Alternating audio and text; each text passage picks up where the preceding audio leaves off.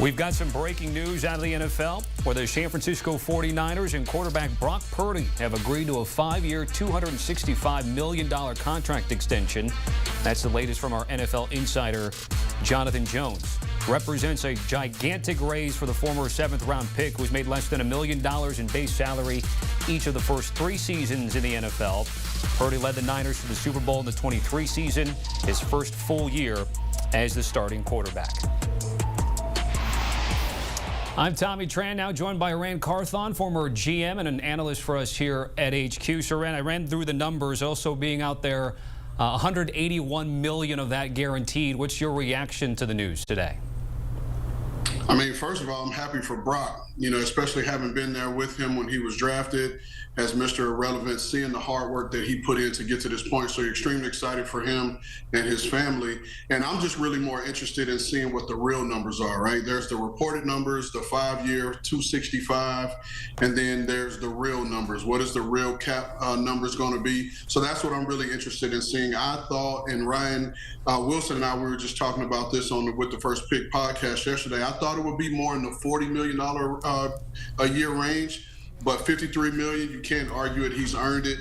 And you're talking about a San Francisco team that goes into this offseason with $38 million in cap space. So there is room to fit this contract. But like I said, I'm interested in seeing the real numbers. Okay. More to follow there, Rand. Sit tight because we're going to bring in our guy, Bryant McFadden, to HQ. B-Mac, I don't know if you heard Rand's comments there, but Brock Purdy now tied for the 7th most AAV as a quarterback in the NFL. Deserving. I'm like Rand. I'm happy for Brock Purdy because he's an individual that has exceeded the expectations, becoming a pro. He's an individual that has actually kept some heat off of John Lynch and Kyle Shanahan there in San Francisco because of his ability to jump into the lineup and not miss a beat. Because remember, he was never supposed to be the guy.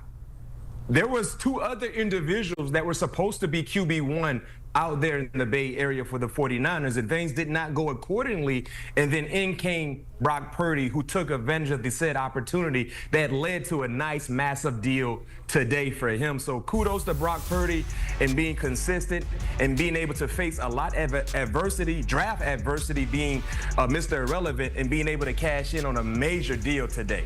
Let me follow up on that. And guys in the back, let's bring up that AAV chart once again that has Brock Purdy tied for 7th with Jared Goff at $53 million a year. Rand, let me go back to you because the 2 guys that are just ahead of Brock Purdy are both Trevor Lawrence and Tua Tagovailoa, and I'll even throw Jordan Love in there too at $55 million per year.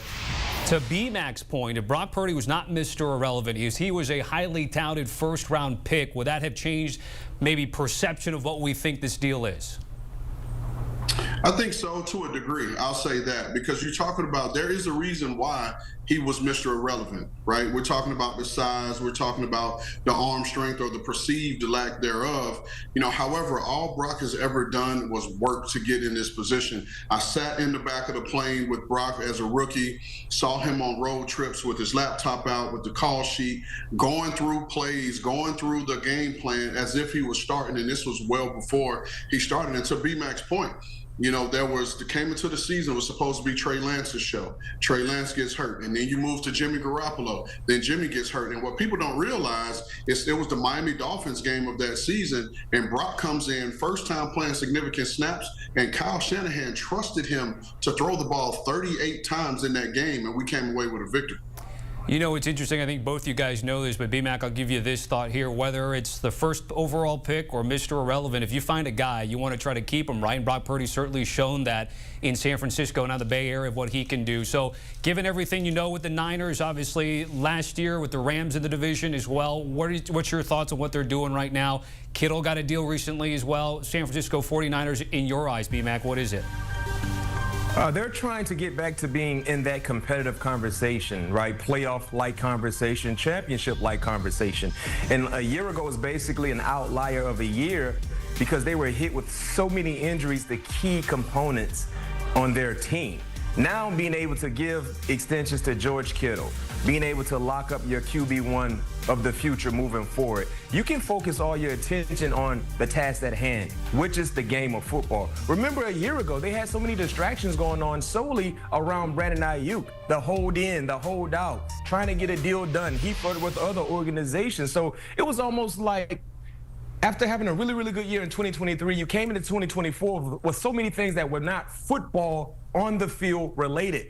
Now you're able to focus all your attention onto the current task at hand. Number one, getting healthy, staying healthy, and being able to be one of the more competitive winning teams that we've seen over the last few years outside of what we saw in 2024. They do have, when speaking of the schedule release that we had this week, one of the easier schedules at 4-1-5 in terms of winning percentage of what they've got coming up there. And as we're taking a look at their full schedule, Rand, I want to get back to you in terms of team building and roster composition, because I know generally the dream is to try to win a Super Bowl during a window where you have a rookie quarterback. Now that you have to pay the quarterback, what's the challenge from a front office perspective?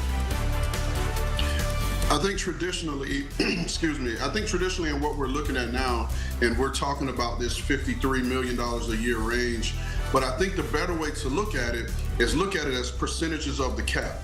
Right? Because as the cap goes up, a lot of these numbers around the league are going to go up. And so now you're going to start seeing the smart teams, the San Franciscos, the Philadelphias, and teams like that know how to maneuver within the cap spaces. How much of this is going towards your actual cap? And I think once the percentage starts to get high, that is when you should get worried and being able to construct an entire team. But don't let the number 53 million or 55 or even Dak Prescott 60 scare you away when you look at it from the standpoint of percentage of the cap.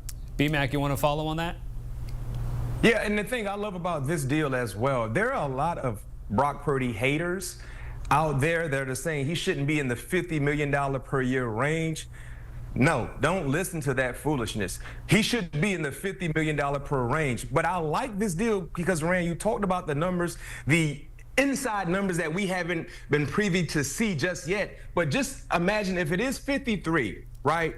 He's nowhere close to having the Dak Prescott-like deal. He's getting less than Trevor Lawrence. He's getting less than Tua Tagovailoa, less than those guys. So the organization still has some money to play with to be able to add more pieces to their team. So if you're Brock Purdy, and you talked about how he came into the league, Rand, before becoming a player, still studying like he was a guy that said, I don't want to break the bank. I don't want to sit on top of the bank with a crowbar. I just want a fair deal.